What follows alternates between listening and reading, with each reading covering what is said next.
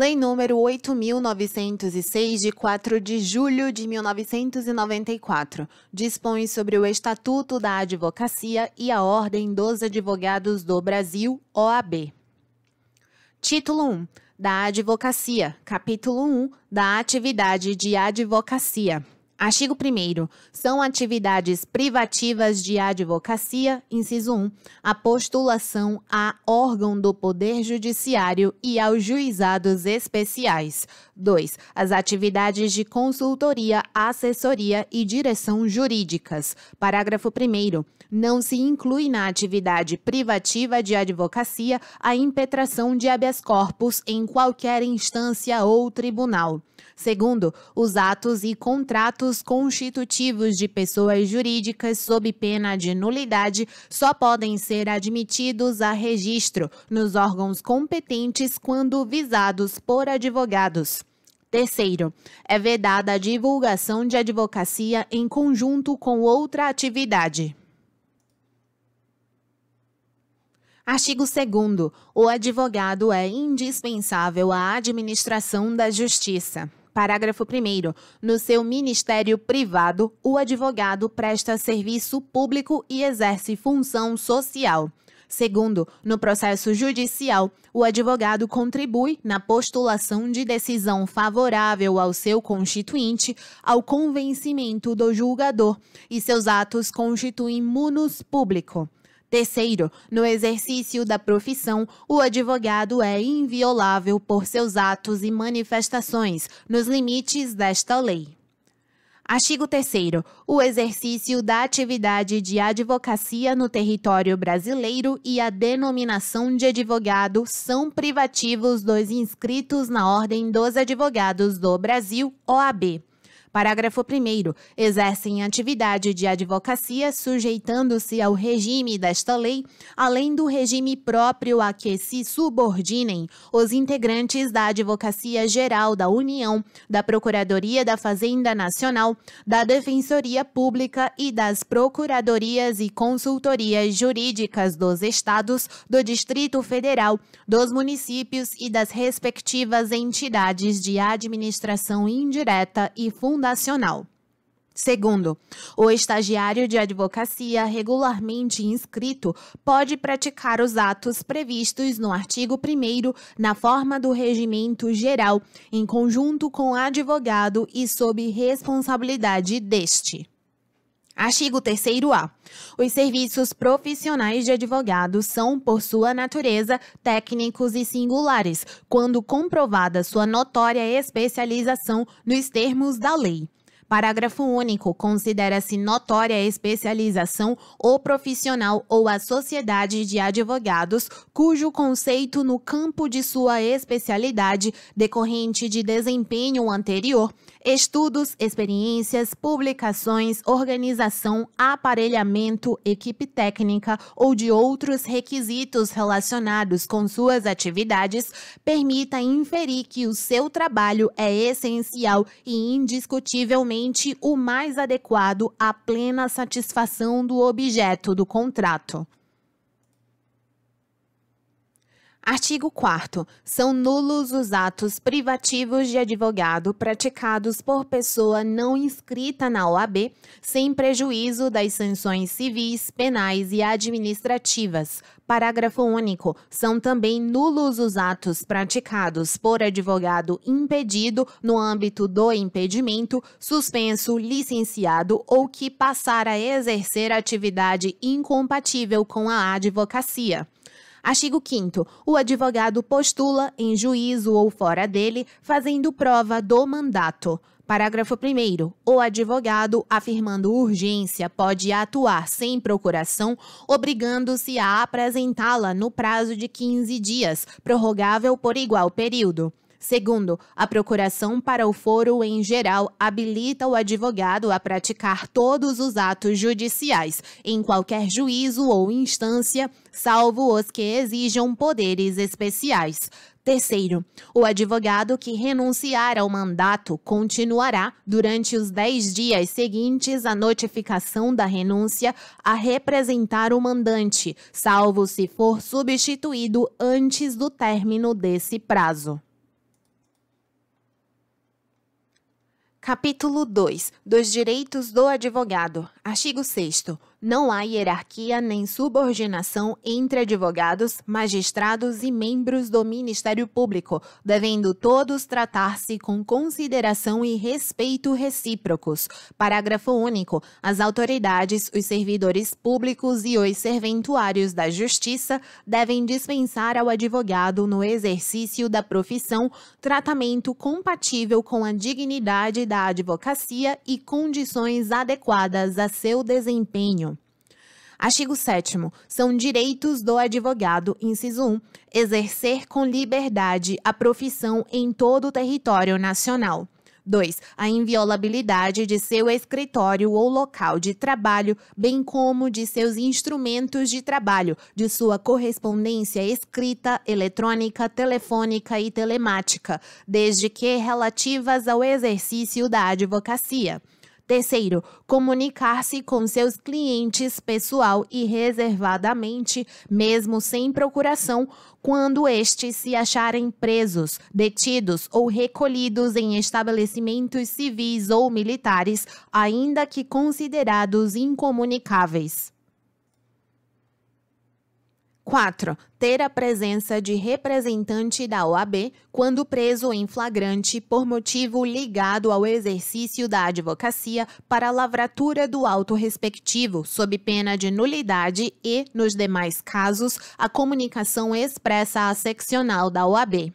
5. Não ser recolhido preso antes de sentença transitada em julgado, senão em sala de estado maior, com instalações e comodidades condignas e, na sua falta, em prisão domiciliar. 6. Ingressar livremente, alínea A, nas salas de sessões dos tribunais, mesmo além dos cancelos que separam a parte reservada aos magistrados. B. Nas salas e dependências de audiências, secretarias, cartórios, ofícios de justiça, serviços notariais e de registro. E, no caso de delegacias e prisões, mesmo fora da hora de expediente e independentemente da presença de seus titulares. C. Em qualquer edifício ou recinto em que funcione repartição judicial ou outro serviço público onde o advogado deva praticar ato ou colher prova ou informação útil ao exercício da advocacia profissional dentro do expediente ou fora dele e ser atendido, desde que se ache presente qualquer servidor ou empregado. D. Em qualquer assembleia ou reunião de que participe ou possa participar o seu cliente ou perante a qual este deva comparecer, desde que munido de poderes especiais. 7. Permanecer sentado ou em pé e retirar-se de quaisquer locais indicados no inciso anterior, independentemente de licença. 8. Dirigir-se diretamente aos magistrados nas salas e gabinetes de trabalho, independentemente de horário previamente marcado ou outra condição, observando-se a ordem de chegada. 10. Usar da palavra pela ordem em qualquer juízo ou tribunal, mediante intervenção sumária, para esclarecer equívoco ou dúvida surgida em relação a fatos, documentos ou afirmações que influam no julgamento, bem como para replicar a acusação ou censura que lhe forem feitas. 11. Reclamar verbalmente ou por escrito perante qualquer juízo, tribunal ou autoridade contra a inobservância de preceito de lei, regulamento ou regimento. 12. Falar sentado ou em pé em juízo, tribunal ou órgão de deliberação coletiva da administração pública ou do poder legislativo.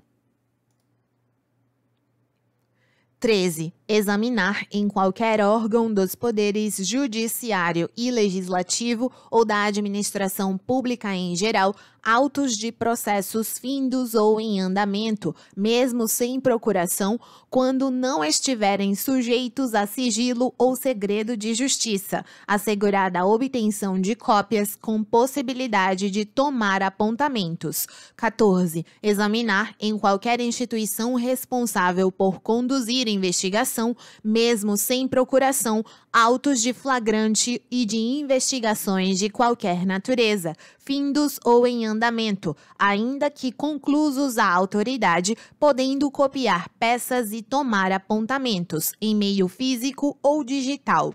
15. Ter vista dos processos judiciais ou administrativos de qualquer natureza em cartório ou na repartição competente ou retirá-los pelos prazos legais. 16. Retirar autos de processos findos, mesmo sem procuração, pelo prazo de 10 dias. 17. Ser publicamente desagravado, quando ofendido no exercício da profissão ou em razão dela. 18. Usar os símbolos privativos da profissão de advogado. 19. Recusar-se a depor como testemunha em processo no qual funcionou ou deva funcionar, ou sobre fato relacionado com pessoa de quem seja ou foi advogado, mesmo quando autorizado ou solicitado pelo constituinte, bem como sobre fato que constitua sigilo profissional. 20. Retirar-se do recinto onde se encontre aguardando pregão para ato judicial após 30 minutos do horário designado e ao qual ainda não tenha comparecido a autoridade que deva presidir a ele, mediante comunicação protocolizada em juízo. 21. Assistir a seus clientes investigados durante a apuração de infrações, sob pena de nulidade absoluta do respectivo interrogatório ou depoimento e, subsequentemente, de todos os elementos investigatórios e probatórios dele decorrentes ou derivados, direta ou indiretamente, podendo, inclusive, no curso da respectiva apuração, alínea A, apresentar razões e quesitos, b. vetado. Parágrafo 1º. Não se aplica o disposto nos incisos 15 e 16, 1. Aos processos sob regime de segredo de justiça. 2. Quando existirem nos autos documentos originais de difícil restauração ou ocorrer circunstância relevante que justifique a permanência dos autos no cartório, secretaria ou repartição, reconhecida pela autoridade em despacho motivado, proferido de ofício, mediante representação ou a requerimento da parte interessada. 3. Até o encerramento do processo, ao advogado que houver deixado de devolver os respectivos autos no prazo legal e só o fizer depois de intimado. Segundo, o advogado tem imunidade profissional, não constituindo injúria, difamação, puníveis qualquer manifestação de sua parte no exercício de sua atividade em juízo ou fora dele, sem prejuízo das sanções disciplinares perante a OAB pelos excessos que cometer. Terceiro, o advogado somente poderá ser preso em flagrante por motivo de exercício da profissão em caso de crime inafiançável, observado o disposto no inciso 4 deste artigo. Quarto, o Poder Judiciário e o Poder Executivo devem instalar em todos os juizados, fóruns, tribunais, delegacias de polícia e presídios, salas especiais permanentes para os advogados com uso assegurados à OAB. Quinto, no caso de ofensa a inscrito na OAB, no exercício da profissão ou de cargo ou função de órgão da OAB, o Conselho competente deve promover o desagravo público do ofendido, sem prejuízo da responsabilidade criminal em que incorrer o infrator. Sexto, presentes indícios de autoria e materialidade da prática de crime por parte de advogado, a autoridade judiciária competente poderá decretar a quebra da inviolabilidade de que trata o inciso 2 do caput deste artigo em decisão motivada, expedindo mandado de busca e apreensão específico e pormenorizado a ser cumprido na presença de representante da OAB, sendo, em qualquer hipótese, vedada a utilização dos documentos, das mídias e dos objetos pertencentes a clientes do advogado averiguado, bem como dos demais instrumentos de trabalho que contenham informações sobre clientes. Terceiro, a ressalva constante do parágrafo 6º deste artigo não se estende a clientes do advogado averiguado que estejam sendo formalmente investigados como seus partícipes ou coautores pela prática do mesmo crime que deu causa à quebra da inviolabilidade. Parágrafos 8º e 9º vetados. 10. Nos autos sujeitos a sigilo, deve o advogado apresentar procuração para o exercício dos direitos de que trata o inciso 14. 11. No caso previsto no inciso 14, a autoridade competente poderá delimitar o acesso do advogado aos elementos de prova relacionados a diligências em andamento e ainda não documentados nos autos, quando houver risco de comprometimento da eficiência, da eficácia ou da finalidade das diligências.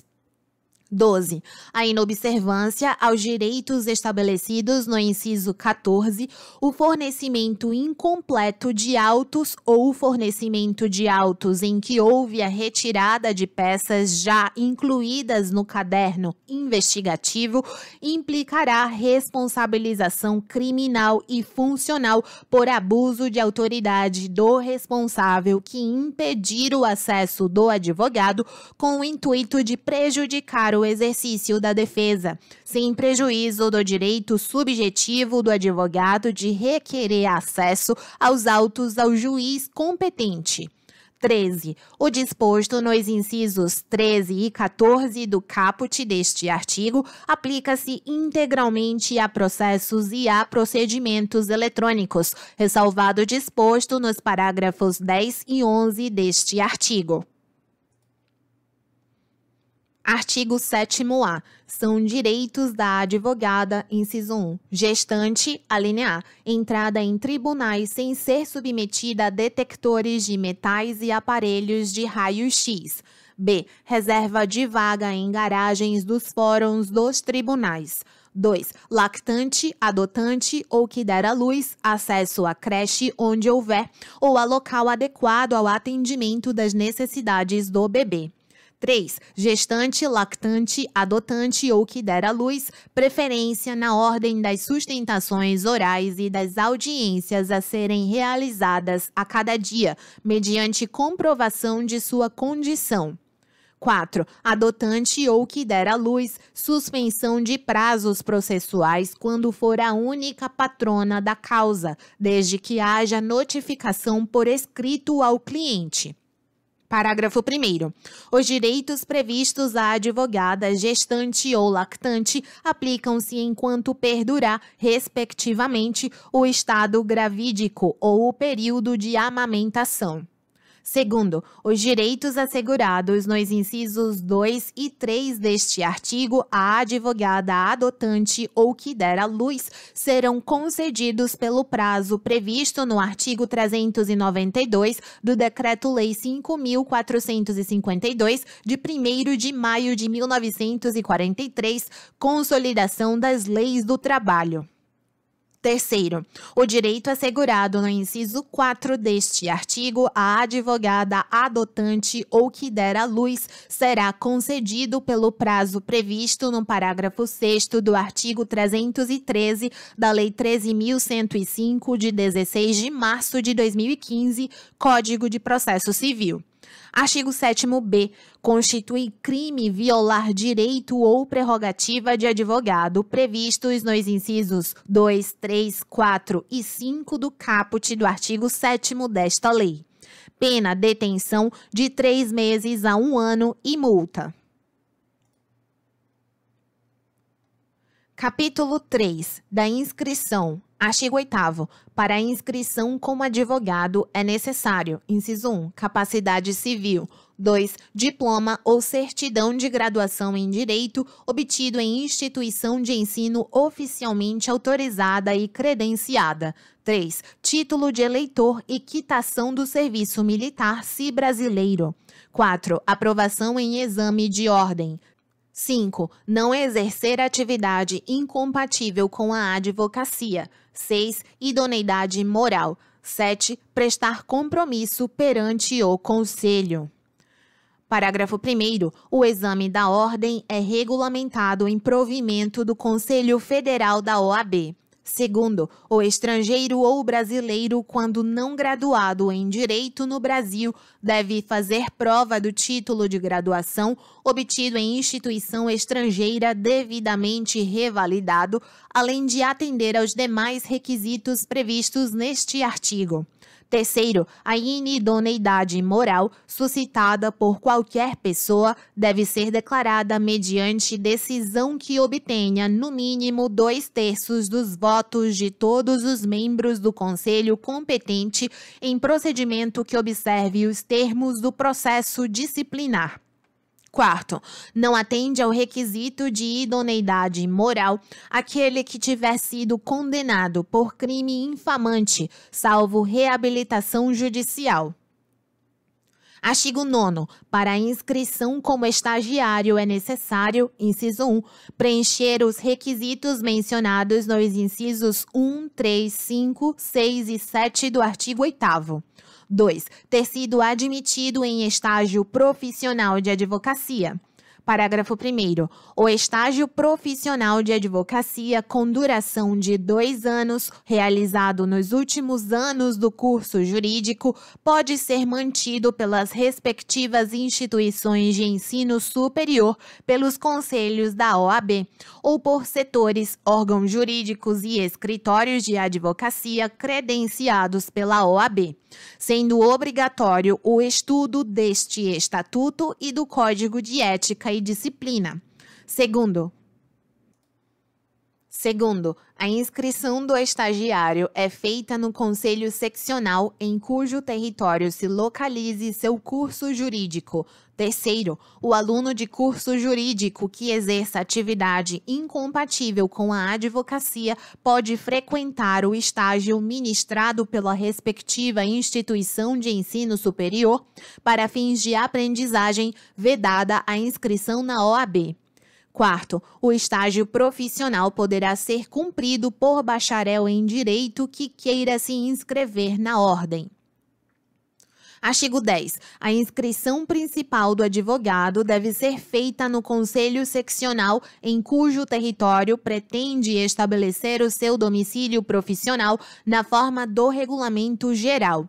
Parágrafo 1º. Considera-se domicílio profissional a sede principal da atividade de advocacia, prevalecendo na dúvida o domicílio da pessoa física do advogado.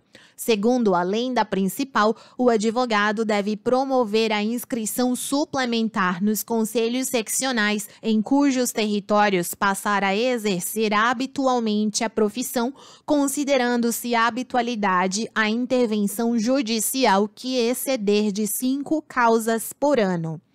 Terceiro, no caso de mudança efetiva de domicílio profissional para outra unidade federativa, deve o advogado requerer a transferência de sua inscrição para o Conselho Seccional correspondente.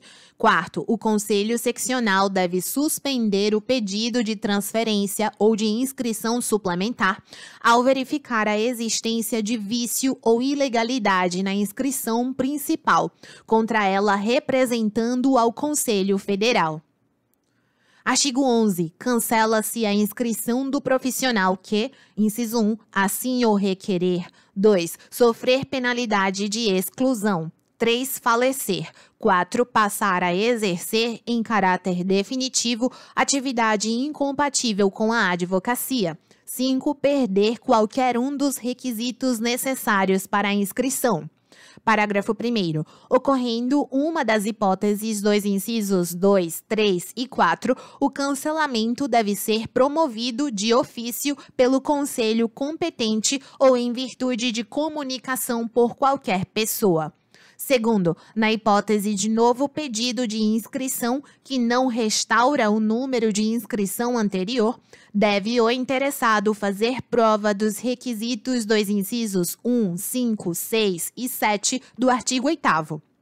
Terceiro, na hipótese do inciso 2 deste artigo, o novo pedido de inscrição também deve ser acompanhado de provas de reabilitação. Artigo 12. Licencia-se o profissional que, inciso 1, assim o requerer por motivo justificado. 2. Passar a exercer, em caráter temporário, atividade incompatível com o exercício da advocacia. 3. Sofrer doença mental considerada curável. Artigo 13. O documento de identidade profissional, na forma prevista no Regulamento Geral, é de uso obrigatório no exercício da atividade de advogado ou de estagiário e constitui prova de identidade civil para todos os fins legais. Artigo 14. É obrigatória a indicação do nome e do número de inscrição em todos os documentos assinados pelo advogado no exercício de sua atividade. Parágrafo único. É vedado anunciar ou divulgar qualquer atividade relacionada com o exercício da advocacia ou o uso da expressão escritório de advocacia, sem indicação expressa do nome e do número de inscrição dos advogados que o integrem ou o número de registro da Sociedade de Advogados na OAB. Capítulo 4. Da Sociedade de Advogados. Artigo 15. Os advogados podem reunir-se em sociedade simples de prestação de serviços de advocacia ou constituir sociedade unipessoal de advocacia, na forma disciplinada nesta lei e no Regulamento Geral. Parágrafo 1º. A Sociedade de Advogados e a Sociedade Unipessoal de Advocacia adquirem personalidade jurídica com o registro aprovado dos seus atos constitutivos no Conselho Seccional da OAB, em cuja base territorial tiver sede. Segundo, aplica-se à Sociedade de Advogados e à Sociedade Unipessoal de Advocacia o Código de Ética e Disciplina, no que couber. Terceiro, as procurações devem ser outorgadas individualmente aos advogados e indicar a sociedade de que façam parte.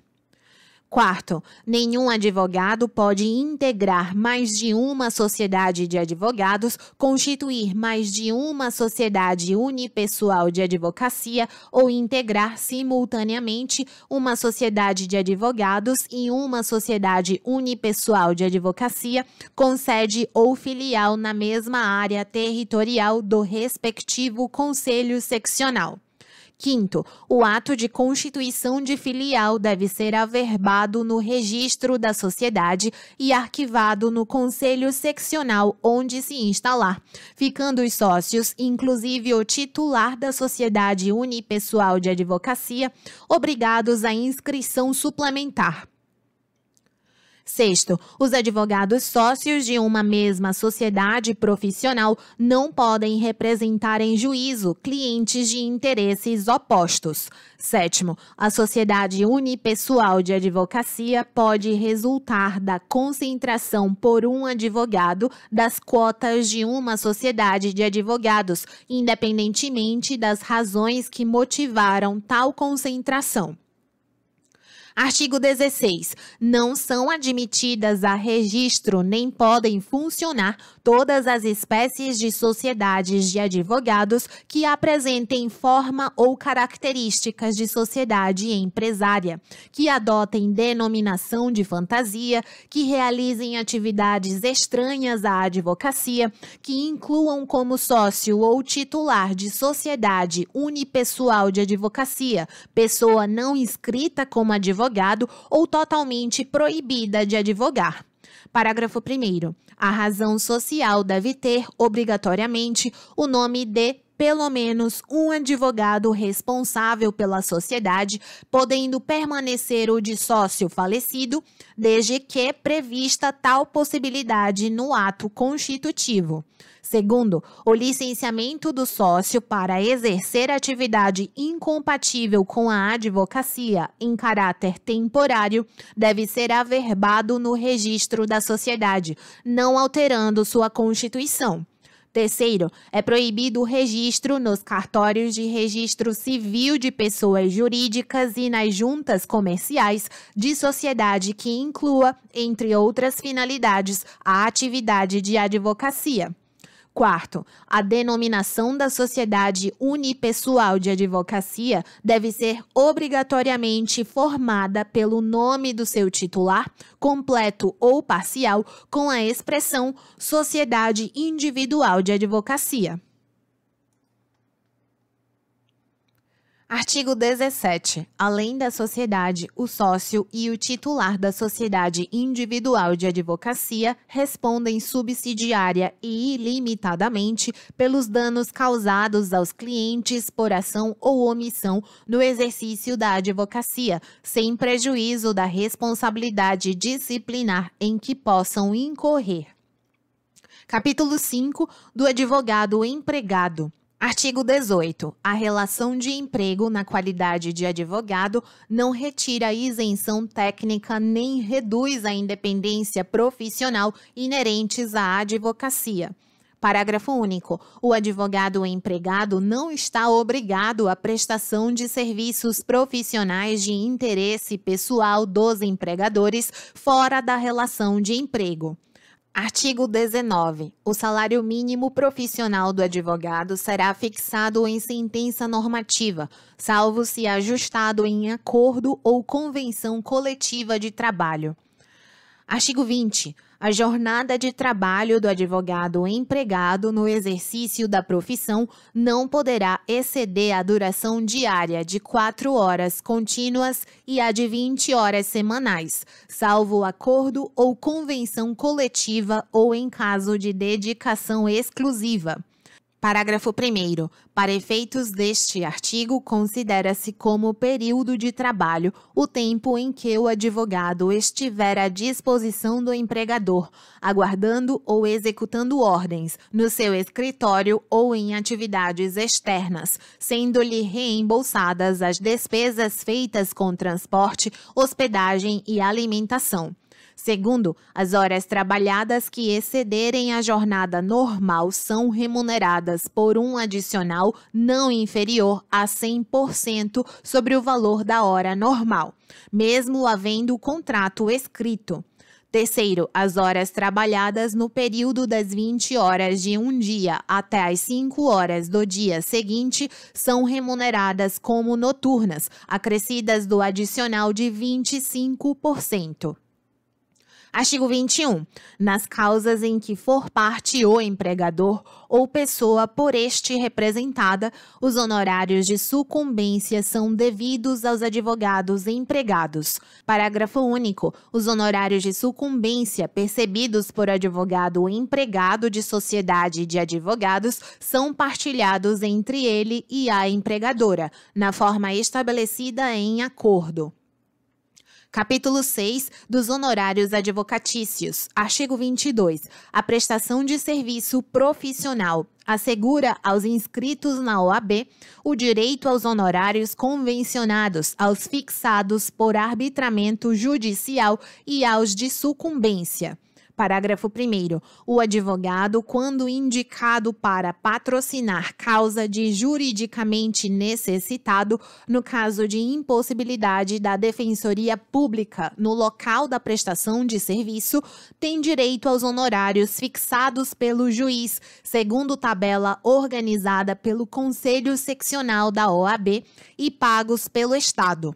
Segundo, na falta de estipulação ou de acordo, os honorários são fixados por arbitramento judicial, em remuneração compatível com o trabalho e o valor econômico da questão, não podendo ser inferiores aos estabelecidos na tabela organizada pelo Conselho Seccional da OAB.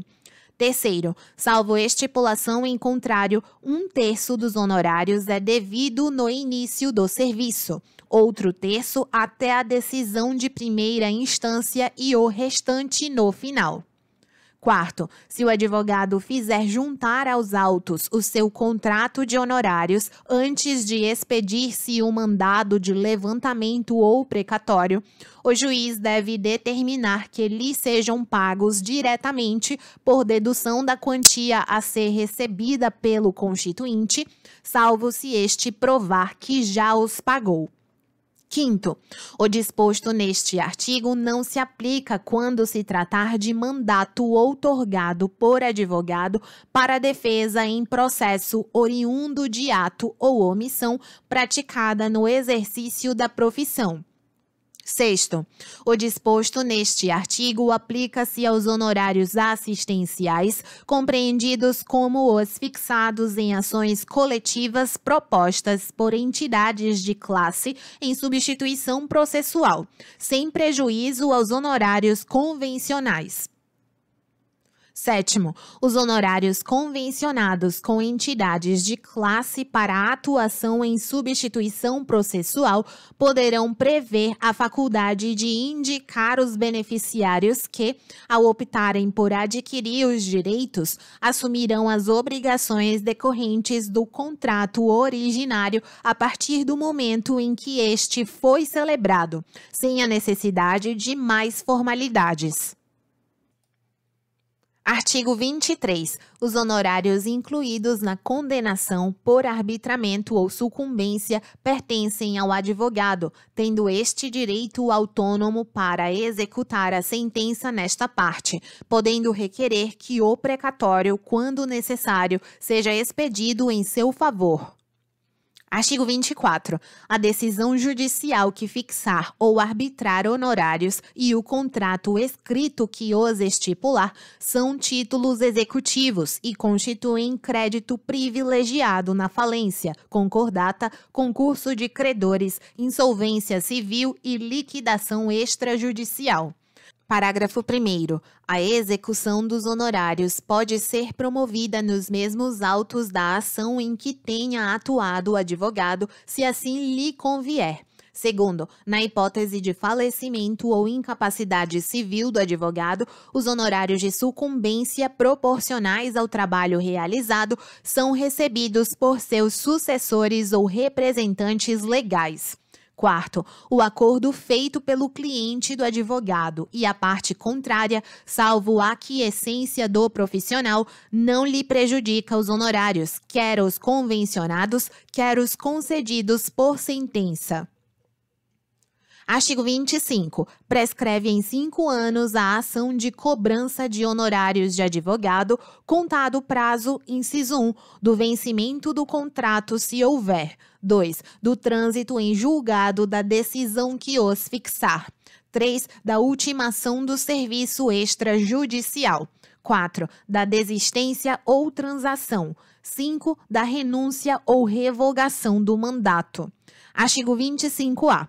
Prescreve em 5 anos a ação de prestação de contas pelas quantias recebidas pelo advogado de seu cliente ou de terceiros por conta dele. Artigo 34, inciso 21. Artigo 26. O advogado subestabelecido, com reserva de poderes, não pode cobrar honorários sem a intervenção daquele que lhe conferiu o subestabelecimento. Capítulo 7. Das incompatibilidades e impedimentos. Artigo 27. A incompatibilidade determina a proibição total e o impedimento a proibição parcial do exercício da advocacia. Artigo 28. A advocacia é incompatível, mesmo em causa própria, com as seguintes atividades. Inciso 1. Chefe do Poder Executivo e membros da Mesa do Poder Legislativo e seus substitutos legais.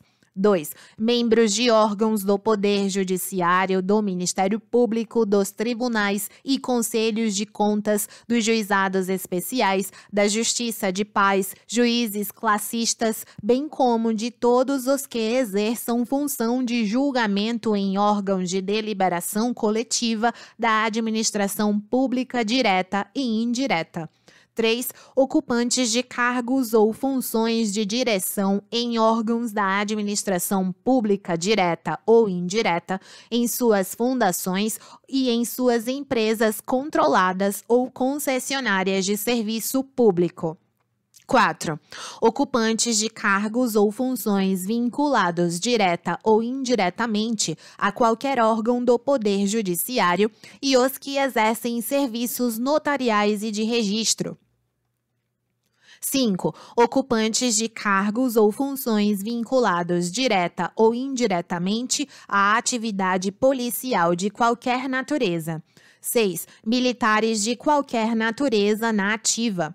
7. Ocupantes de cargos ou funções que tenham competência de lançamento, arrecadação ou fiscalização de tributos e contribuições para fiscais. 8. Ocupantes de funções de direção e gerência em instituições financeiras, inclusive privadas. Parágrafo 1º. A incompatibilidade permanece mesmo que o ocupante do cargo ou função deixe de exercê-lo temporariamente. Segundo, não se incluem nas hipóteses do inciso 3 os que não detenham poder de decisão relevante sobre interesses de terceiro, a juízo do conselho competente da OAB, bem como a administração acadêmica diretamente relacionada ao magistério jurídico. Artigo 29. Os procuradores gerais, advogados gerais, defensores gerais e dirigentes de órgãos jurídicos da administração pública direta, indireta e fundacional são exclusivamente legitimados para o exercício da advocacia vinculada à função que exerçam durante o período da investidura. Artigo 30. São impedidos de exercer a advocacia, inciso 1, os servidores da administração direta, indireta e fundacional contra a fazenda pública que os remunere ou a qual seja vinculada a entidade empregadora. 2. Os membros do Poder Legislativo, em seus diferentes níveis, contra ou a favor das pessoas jurídicas de direito público, empresas públicas, sociedades de economia mista, fundações públicas, entidades paraestatais ou empresas concessionárias ou permissionárias de serviço público. Parágrafo único. Não se incluem nas hipóteses do inciso 1 os docentes dos cursos jurídicos. Capítulo 8. Da ética do advogado. Artigo 31. O advogado deve proceder de forma que o torne merecedor de respeito e que contribua para o prestígio da classe e da advocacia. Parágrafo 1º. O advogado, no exercício da profissão, deve manter independência em qualquer circunstância. Segundo, nenhum receio de desagradar a magistrado ou a qualquer autoridade, nem de incorrer em impopularidade, deve deter o advogado no exercício da profissão. Artigo 32. O advogado é responsável pelos atos que, no exercício profissional, praticar com dolo ou culpa. Parágrafo único. Em caso de lide temerária, o advogado será solidariamente responsável com seu cliente, desde que coligado com este para lesar a parte contrária, o que será apurado em ação própria. Artigo 33. O advogado obriga-se a cumprir rigorosamente os deveres consignados no Código de Ética e Disciplina. Parágrafo único. O Código de Ética e Disciplina regula os deveres do advogado para com a comunidade, o cliente, o outro profissional e, ainda, a publicidade, a recusa do patrocínio, o dever de assistência jurídica, o dever geral de urbanidade e os respectivos procedimentos disciplinares. Capítulo 9 das infrações e sanções disciplinares. Artigo 34. Constitui infração disciplinar, inciso 1, exercer a profissão quando impedido de fazê-lo ou facilitar por qualquer meio o seu exercício aos não inscritos, proibidos ou impedidos. 2. Manter sociedade profissional fora das normas e preceitos estabelecidos nesta lei. 3. Valer-se de agenciador de causas mediante participação nos honorários a receber. 4. Angariar ou captar causas com ou sem a intervenção de terceiros. 5. Assinar qualquer escrito destinado a processo judicial ou para fim extrajudicial que não tenha feito ou em que não tenha colaborado. 6. Advogar contra a literal disposição de lei, presumindo-se a boa-fé, quando fundamentado na inconstitucionalidade, na injustiça da lei ou em pronunciamento judicial anterior. 7. Violar sem justa causa sigilo profissional. 8. Estabelecer entendimento com a parte adversa sem autorização do cliente ou ciência do advogado contrário. 9. Prejudicar por culpa grave interesse confiado ao seu patrocínio. 10. Acarretar conscientemente por ato próprio a anulação ou a nulidade do processo em que funcione. 11. Abandonar a causa sem justo motivo ou antes de decorridos 10 dias da comunicação da renúncia. 12. Recusar-se a prestar sem justo motivo assistência jurídica, quando nomeado em virtude de impossibilidade da Defensoria Pública. 13. Fazer publicar na imprensa, desnecessária e habitualmente, alegações forenses ou relativas a causas pendentes. 14. Deturpar o teor de dispositivo de lei, de citação doutrinária ou de julgado, bem como de depoimentos, documentos e alegações da parte contrária para confundir o adversário ou iludir o juiz da causa. 15. Fazer, em nome do constituinte, sem autorização escrita deste, imputação a terceiro de fato definido como crime. 16. Deixar de cumprir, no prazo estabelecido, determinação emanada do órgão ou de autoridade da ordem em matéria da competência desta, depois de regularmente notificado. 17. Prestar concurso a clientes ou a terceiros para a realização de ato contrário à lei ou destinado a fraudá-la. 18. Solicitar ou receber de constituinte qualquer importância para a aplicação ilícita ou desonesta. 19. Receber valores da parte contrária ou de terceiro relacionados com o objeto do mandato, sem expressa autorização do constituinte. 20. Locupletar-se, por qualquer forma, à custa do cliente ou da parte adversa, por si ou interposta pessoa.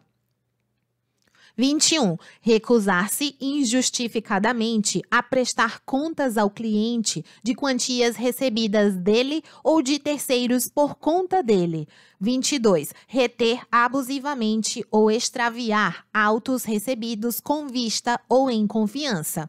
23. Deixar de pagar as contribuições, multas e preços de serviços devidos à OAB, depois de regularmente notificado a fazê-lo. 24. Incidir em erros reiterados que evidenciem inépcia profissional. 25. Manter conduta incompatível com a advocacia. 26. Fazer falsa prova de qualquer dos requisitos para a inscrição na OAB. 27. Tornar-se moralmente inidôneo para o exercício da advocacia. 28. Praticar crime infamante. 29. Praticar o estagiário ato excedente de sua habilitação. Parágrafo único. Inclui-se na conduta incompatível, alínea A, prática reiterada de jogo de azar não autorizado por lei. B. Incontinência pública e escandalosa. C. Embriaguez ou toxicomania habituais. Artigo 35. As sanções disciplinares consistem em: inciso 1, censura; 2, suspensão; 3, exclusão; 4, multa. Parágrafo único. As sanções devem constar dos assentamentos do inscrito após o trânsito em julgado da decisão, não podendo ser objeto de publicidade a de censura. Artigo 36. A censura é aplicável nos casos de: inciso 1, infrações definidas nos incisos 1 a 16 e 29 do artigo 34. 2. Violação a preceito do Código de Ética e Disciplina. 3. Violação a preceito desta lei quando para a infração não se tenha estabelecido sanção mais grave. Parágrafo único. A censura pode ser convertida em advertência em ofício reservado, sem registro nos assentamentos do inscrito, quando presente circunstância atenuante. Artigo 37. A suspensão é aplicável nos casos de: inciso 1, infrações definidas nos incisos 17 a 25 do artigo 34. 2. Reincidência em infração disciplinar. Parágrafo 1º. A suspensão acarreta ao infrator a interdição do exercício profissional em todo o território nacional pelo prazo de 30 dias a 12 meses, de acordo com os critérios de individualização previstos neste capítulo. Segundo, nas hipóteses dos incisos 21 e 23 do artigo 34, a suspensão perdura até que satisfaça integralmente a dívida, inclusive com correção monetária. Terceiro, na hipótese do inciso 24 do artigo 34, a suspensão perdura até que preste novas provas de habilitação. Artigo 38. A exclusão é aplicável nos casos de: inciso 1, aplicação por 3 vezes de suspensão. 2. Infrações definidas nos incisos 26 a 28 do artigo 34. Parágrafo único. Para a aplicação da sanção disciplinar de exclusão, é necessária a manifestação favorável de 2/3 dos membros do Conselho Seccional competente. Artigo 39. A multa variável entre o mínimo correspondente ao valor de uma anuidade e o máximo de seu décuplo é aplicável cumulativamente com a censura ou suspensão, em havendo circunstâncias agravantes. Artigo 40.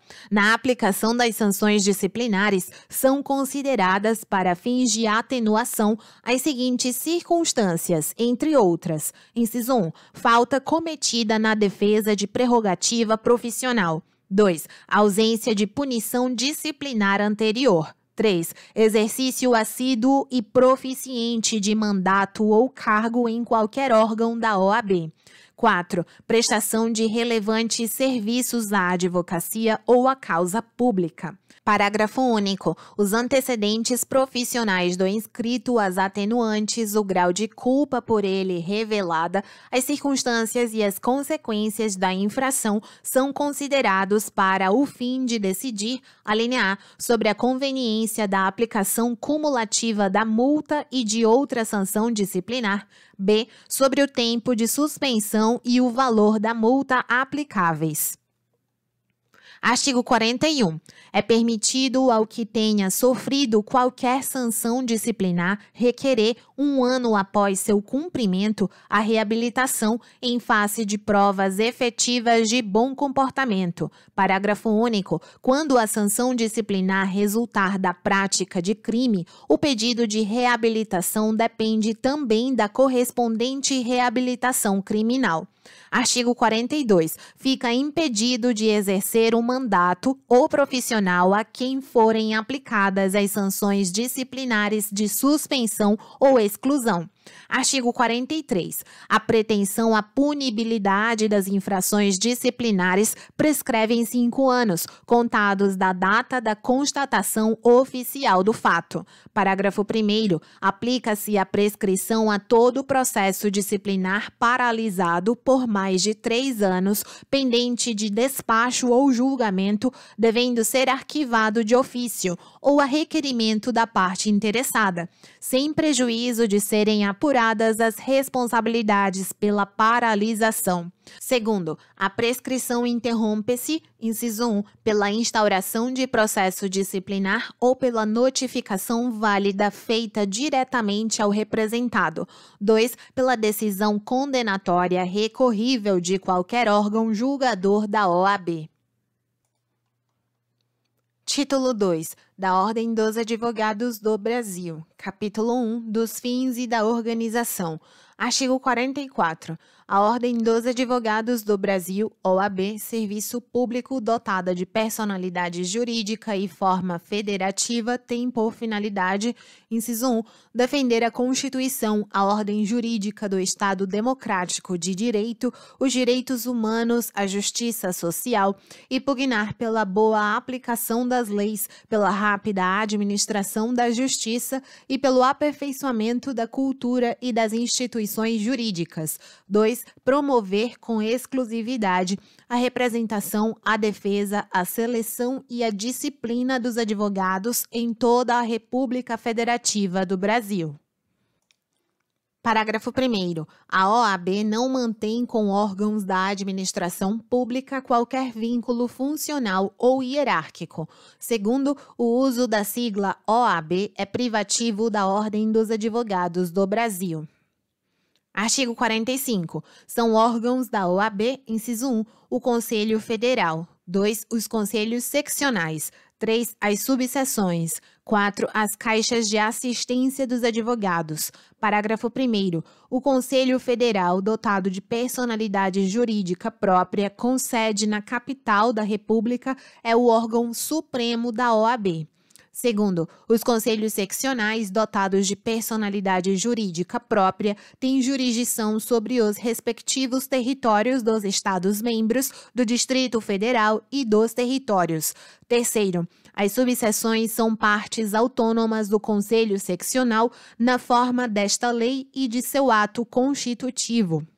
Quarto, as caixas de assistência dos advogados dotadas de personalidade jurídica própria são criadas pelos conselhos seccionais, quando estes contarem com mais de 1.500 inscritos. Quinto, a OAB, por constituir serviço público, goza de imunidade tributária total em relação a seus bens, rendas e serviços. Sexto, os atos, as notificações e as decisões dos órgãos da OAB, salvo quando reservados ou de administração interna, serão publicados no Diário Eletrônico da Ordem dos Advogados do Brasil, a ser disponibilizado na internet, podendo ser afixados no fórum local, na íntegra ou em resumo. Artigo 46. Compete à OAB fixar e cobrar de seus inscritos contribuições, preços de serviços e multas. Parágrafo único. Constitui título executivo extrajudicial a certidão passada pela diretoria do Conselho competente relativa a crédito previsto neste artigo. Artigo 47. O pagamento da contribuição anual à OAB isenta os inscritos nos seus quadros do pagamento obrigatório da contribuição sindical. Artigo 48. O cargo de conselheiro ou de membro de diretoria de órgão da OAB é de exercício gratuito e obrigatório, considerado serviço público relevante, inclusive para fins de disponibilidade e aposentadoria. Artigo 49. Os presidentes dos conselhos e das subseções da OAB têm legitimidade para agir judicial e extrajudicialmente contra qualquer pessoa que infringir as disposições ou os fins desta lei. Parágrafo único. As autoridades mencionadas no caput deste artigo têm ainda legitimidade para intervir, inclusive como assistentes, nos inquéritos e processos em que sejam indiciados, acusados ou ofendidos os inscritos na OAB. Artigo 50. Para os fins desta lei, os presidentes dos conselhos da OAB e das subseções podem requisitar cópias de peças de autos e documentos a qualquer tribunal, magistrado, cartório e órgão da administração pública direta, indireta e fundacional. Capítulo 2 do Conselho Federal, artigo 51. O Conselho Federal compõe-se, inciso 1, dos conselheiros federais, integrantes das delegações de cada unidade federativa. 2. Dos seus ex-presidentes, na qualidade de membros honorários vitalícios. Parágrafo 1º. Cada delegação é formada por 3 conselheiros federais. 2. Os ex-presidentes têm direito apenas à voz nas sessões. Artigo 52. Os presidentes dos conselhos seccionais, nas sessões do Conselho Federal, têm lugar reservado junto à delegação respectiva e direito somente à voz. Artigo 53. O Conselho Federal tem sua estrutura e funcionamento definidos no Regulamento Geral da OAB. Parágrafo 1º.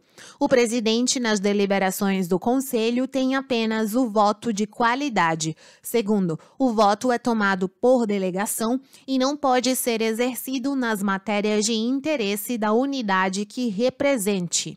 3º. Na eleição para a escolha da diretoria do Conselho Federal, cada membro da delegação terá direito a 1 voto, vedado aos membros honorários vitalícios.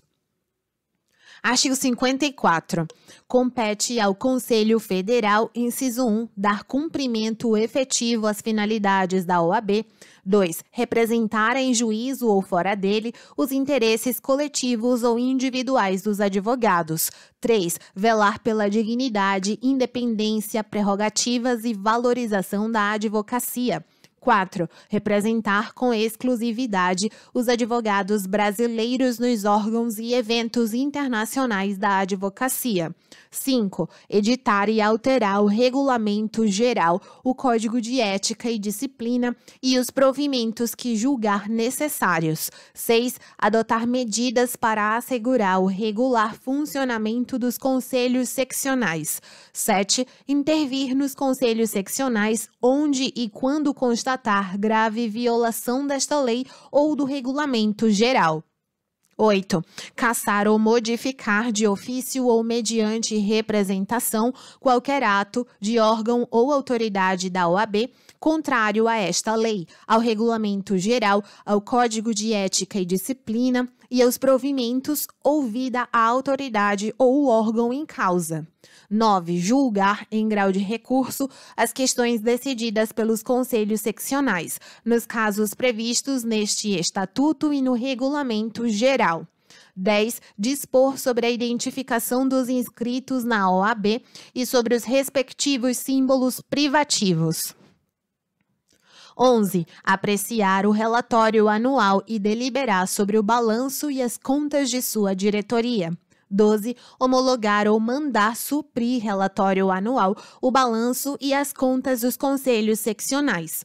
13. Elaborar as listas constitucionalmente previstas para o preenchimento dos cargos nos tribunais judiciários de âmbito nacional ou interestadual, com advogados que estejam em pleno exercício da profissão, vedada a inclusão de nome de membro do próprio Conselho ou de outro órgão da OAB. 14. Ajuizar ação direta de inconstitucionalidade de normas legais e atos normativos, ação civil pública, mandado de segurança coletivo, mandado de injunção e demais ações cuja legitimação lhe seja outorgada por lei. 15. colaborar com o aperfeiçoamento dos cursos jurídicos e opinar previamente nos pedidos apresentados aos órgãos competentes para a criação, reconhecimento ou credenciamento desses cursos. 16. Autorizar pela maioria absoluta das delegações a oneração ou alienação de seus bens imóveis. 17. Participar de concursos públicos nos casos previstos na Constituição e na lei, em todas as suas fases, quando tiverem abrangência nacional ou interestadual. 18. Resolver os casos omissos neste Estatuto. Parágrafo único. A intervenção referida no inciso 7 deste artigo depende de prévia aprovação por 2/3 das delegações, garantido o amplo direito de defesa do Conselho Seccional respectivo, nomeando-se diretoria provisória para o prazo que se fixar.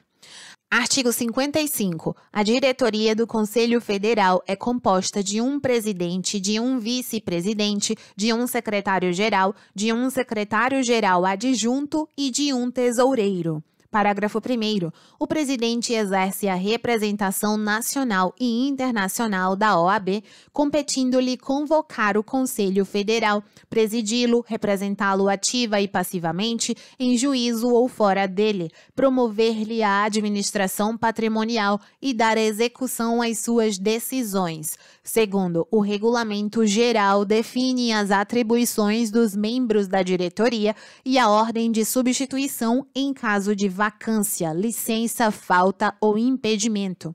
Terceiro, nas deliberações do Conselho Federal, os membros da diretoria votam como membros de suas delegações, cabendo ao presidente apenas o voto de qualidade e o direito de embargar a decisão, se esta não for unânime. Capítulo 3 do Conselho Seccional. Artigo 56. O Conselho Seccional compõe-se de conselheiros em número proporcional ao de seus inscritos, segundo critérios estabelecidos no Regulamento Geral. Parágrafo 1º. São membros honorários vitalícios os seus ex-presidentes, somente com direito a voz em suas sessões. Segundo, o presidente do Instituto dos Advogados local é membro honorário, somente com direito a voz nas sessões do Conselho. Terceiro, quando presentes às sessões do Conselho Seccional, o presidente do Conselho Federal, os conselheiros federais integrantes da respectiva delegação, o presidente da Caixa de Assistência dos Advogados e os presidentes das subseções têm direito à voz. Artigo 57. O Conselho Seccional exerce e observa, no respectivo território, as competências, vedações e funções atribuídas ao Conselho Federal, no que couber e no âmbito de sua competência material e territorial, e as normas gerais estabelecidas nesta lei, no Regulamento Geral, no Código de Ética e Disciplina e nos provimentos. Artigo 58. Compete privativamente ao Conselho Seccional, inciso 1, editar seu regimento interno e resoluções. 2. Criar as subseções e a Caixa de Assistência dos Advogados. 3. Julgar, em grau de recurso, as questões decididas por seu presidente, por sua diretoria, pelo Tribunal de Ética e Disciplina, pelas diretorias das subseções e da Caixa de Assistência dos Advogados. 4. Fiscalizar a aplicação da receita, apreciar o relatório anual e deliberar sobre o balanço e as contas de sua diretoria, das diretorias das subseções e da Caixa de Assistência dos Advogados. 5. Fixar a tabela de honorários válida para todo o território estadual. 6. Realizar o exame de ordem. 7. Decidir os pedidos de inscrição nos quadros de advogados e estagiários. 8. Manter cadastro de seus inscritos. 9. Fixar, alterar e receber contribuições obrigatórias, preços de serviços e multas. 10. Participar da elaboração dos concursos públicos em todas as suas fases, nos casos previstos na Constituição e nas leis, no âmbito do seu território. 11. Determinar com exclusividade critérios para o traje dos advogados no exercício profissional. 12. Aprovar e modificar seu orçamento anual. 13. Definir a composição e o funcionamento do Tribunal de Ética e Disciplina e escolher seus membros. 14. Eleger as listas constitucionalmente previstas para preenchimento dos cargos nos tribunais judiciários, no âmbito de sua competência e na forma do provimento do Conselho Federal, vedada a inclusão de membros do próprio Conselho e de qualquer órgão da OAB. 15. Intervir nas subseções e na Caixa de Assistência dos Advogados. 16. Desempenhar outras atribuições previstas no Regulamento Geral. Artigo 59. A diretoria do Conselho Seccional tem composição idêntica e atribuições equivalentes às do Conselho Federal, na forma do regimento interno daquele. Capítulo 4 da subseção. Artigo 60. A subseção pode ser criada pelo Conselho Seccional, que fixa sua área territorial e seus limites de competência e autonomia. Parágrafo 1º. A área territorial da subseção pode abranger um ou mais municípios ou parte de município, inclusive da capital do estado, contando com um mínimo de 15 advogados, nela profissionalmente domiciliados. Segundo, a subseção é administrada por uma diretoria, com atribuições e composição equivalentes às da diretoria do Conselho Seccional. Terceiro, havendo mais de 100 advogados, a subseção pode ser integrada também por um conselho em número de membros fixado pelo Conselho Seccional. Quarto, os quantitativos referidos nos parágrafos 1º e 3º deste artigo podem ser ampliados na forma do regimento interno do Conselho Seccional. Quinto, cabe ao Conselho Seccional fixar em seu orçamento dotações específicas destinadas à manutenção das subseções. Sexto, o Conselho Seccional, mediante o voto de 2/3 de seus membros, pode intervir nas subseções, onde constatar grave violação desta lei ou do regimento interno daquele. Artigo 61. Compete à subseção, no âmbito de seu território, inciso 1, dar cumprimento efetivo às finalidades da OAB.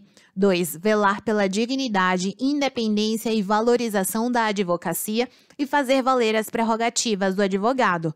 3. Representar a OAB perante os poderes constituídos. 4. Desempenhar as atribuições previstas no Regulamento Geral ou por delegação de competência do Conselho Seccional. Parágrafo único. Ao Conselho da subseção, quando houver, compete exercer as funções e atribuições do Conselho Seccional, na forma do regimento interno deste e ainda, alínea A, editar seu regimento interno a ser referendado pelo Conselho Seccional. B. Editar resoluções no âmbito de sua competência. C. Instaurar e instruir processos disciplinares para julgamento pelo Tribunal de Ética e Disciplina. D. Receber pedido de inscrição nos quadros de advogado e estagiário, instruindo e emitindo parecer prévio para a decisão do Conselho Seccional. Capítulo 5 da Caixa de Assistência dos Advogados. Artigo 62. A Caixa de Assistência dos Advogados, com personalidade jurídica própria, destina-se a prestar assistência aos inscritos no Conselho Seccional a que se vincule. Parágrafo 1º. A Caixa é criada e adquire personalidade jurídica com a aprovação e registro de seu estatuto pelo respectivo Conselho Seccional da OAB, na forma do Regulamento Geral. Segundo, a Caixa pode, em benefício dos advogados, promover a seguridade complementar. Terceiro, compete ao Conselho Seccional fixar contribuição obrigatória devida por seus inscritos destinada à manutenção do disposto no parágrafo anterior, incidente sobre atos decorrentes do efetivo exercício da advocacia. Quarto, a diretoria da Caixa é composta de 5 membros com atribuições definidas no seu regimento interno. Quinto, cabe à Caixa a metade da receita das anuidades recebidas pelo Conselho Seccional, considerado o valor resultante após as deduções regulamentares obrigatórias. Sexto, em caso de extinção ou desativação da Caixa, seu patrimônio se incorpora ao do Conselho Seccional respectivo. Sétimo, o Conselho Seccional, mediante voto de 2/3 de seus membros, pode intervir na Caixa de Assistência dos Advogados, no caso de descumprimento de suas finalidades, designando diretoria provisória, enquanto durar a intervenção. Capítulo 6 das eleições e dos mandatos. Artigo 63. A eleição dos membros de todos os órgãos da OAB será realizada na segunda quinzena do mês de novembro do último ano do mandato, mediante cédula única e votação direta dos advogados regularmente inscritos. Parágrafo 1º. A eleição, na forma e segundo os critérios e procedimentos estabelecidos no Regulamento Geral, é de comparecimento obrigatório para todos os advogados inscritos na OAB. Segundo, o candidato deve comprovar situação regular perante a OAB, não ocupar cargo exonerável ad nutum, não ter sido condenado por infração disciplinar, salvo reabilitação, e exercer efetivamente a profissão há mais de 3 anos nas eleições para os cargos de conselheiro seccional e das subseções, quando houver, e há mais de 5 anos nas eleições para os demais cargos.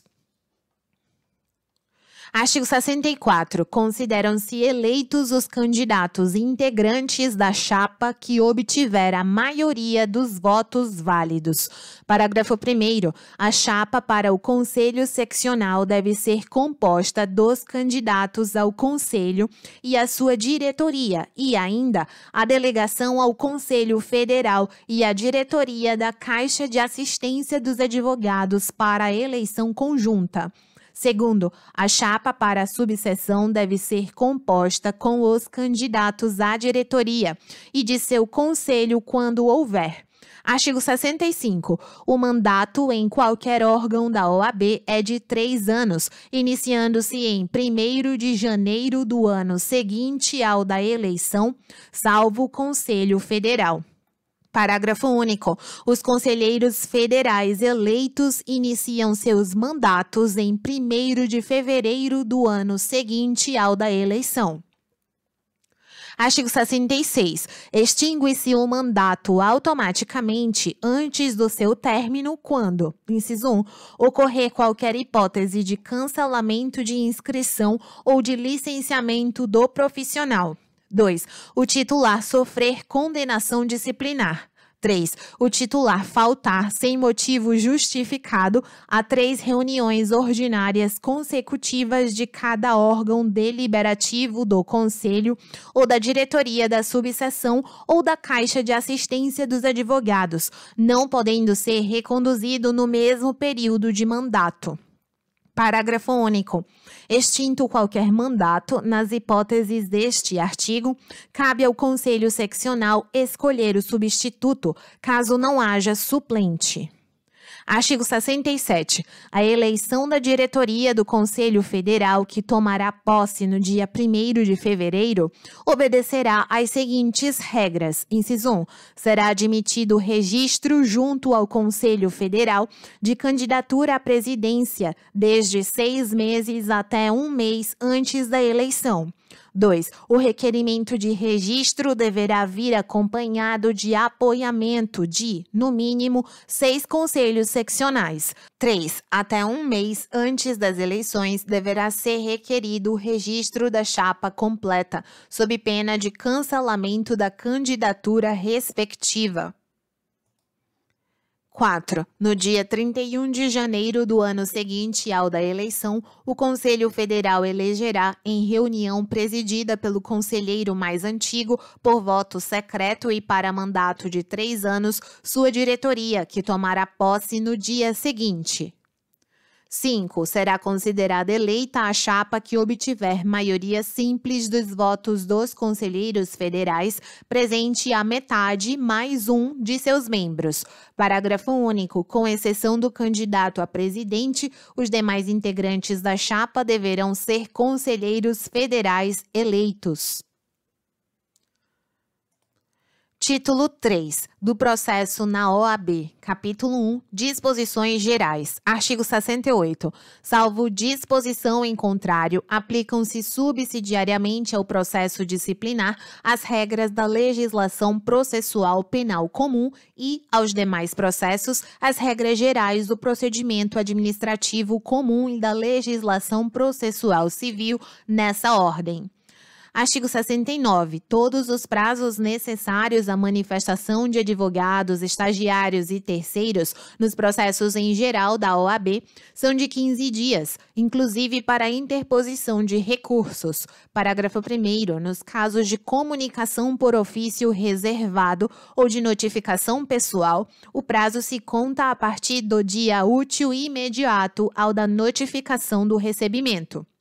Segundo, no caso de atos, notificações e decisões divulgados por meio do Diário Eletrônico da Ordem dos Advogados do Brasil, o prazo terá início no primeiro dia útil seguinte à publicação, assim considerada o primeiro dia útil seguinte ao da disponibilização da informação no Diário. Capítulo 2 do processo disciplinar. Artigo 70. O poder de punir disciplinarmente os inscritos na OAB compete exclusivamente ao Conselho Seccional em cuja base territorial tenha ocorrido a infração, salvo se a falta for cometida perante o Conselho Federal. Parágrafo 1º. Cabe ao Tribunal de Ética e Disciplina do Conselho Seccional competente julgar os processos disciplinares instruídos pelas subseções ou por relatores do próprio Conselho. Segundo, a decisão condenatória irrecorrível deve ser imediatamente comunicada ao Conselho Seccional, onde o representado tenha inscrição principal, para constar dos respectivos assentamentos. Terceiro, o Tribunal de Ética e Disciplina do Conselho, onde o acusado tenha inscrição principal, pode suspendê-lo preventivamente em caso de repercussão prejudicial à dignidade da advocacia, depois de ouvi-lo em sessão especial para a qual deve ser notificado a comparecer, salvo se não atender à notificação. Neste caso, o processo disciplinar deve ser concluído no prazo máximo de 90 dias. Artigo 71. A jurisdição disciplinar não exclui a comum e, quando o fato constituir crime ou contravenção, deve ser comunicado às autoridades competentes. Artigo 72. O processo disciplinar instaura-se de ofício ou mediante representação de qualquer autoridade ou pessoa interessada. Parágrafo 1º. O Código de Ética e Disciplina estabelece os critérios de admissibilidade da representação e os procedimentos disciplinares. Segundo, o processo disciplinar tramita em sigilo até o seu término, só tendo acesso às suas informações as partes, seus defensores e a autoridade judiciária competente. Artigo 73. Recebida a representação, o presidente deve designar relator, a quem compete a instrução do processo e o oferecimento de parecer preliminar a ser submetido ao Tribunal de Ética e Disciplina. Parágrafo 1º. Ao representado deve ser assegurado amplo direito de defesa, podendo acompanhar o processo em todos os termos, pessoalmente ou por intermédio de procurador, oferecendo defesa prévia após ser notificado, razões finais após a instrução e defesa oral perante o Tribunal de Ética e Disciplina, por ocasião do julgamento. Segundo, se após a defesa prévia o relator se manifestar pelo indeferimento liminar da representação, este deve ser decidido pelo presidente do Conselho Seccional para determinar seu arquivamento. Terceiro, o prazo para a defesa prévia pode ser prorrogado por motivo relevante, a juízo do relator. Quarto, se o representado não for encontrado ou for revel, o presidente do conselho ou da subseção deve designar-lhe defensor dativo. Quinto, é também permitida a revisão do processo disciplinar por erro de julgamento ou por condenação baseada em falsa prova. Artigo 74. O Conselho Seccional pode adotar as medidas administrativas e judiciais pertinentes, objetivando a que o profissional suspenso ou excluído devolva os documentos de identificação. Capítulo 3 dos recursos, artigo 75. Cabe recurso ao Conselho Federal de todas as decisões definitivas proferidas pelo Conselho Seccional quando não tenham sido unânimes ou, sendo unânimes, contrariem esta lei, decisão do Conselho Federal ou de outro Conselho Seccional e ainda o Regulamento Geral, o Código de Ética e Disciplina e os provimentos. Parágrafo único. Além dos interessados, o presidente do Conselho Seccional é legitimado a interpor o recurso referido neste artigo.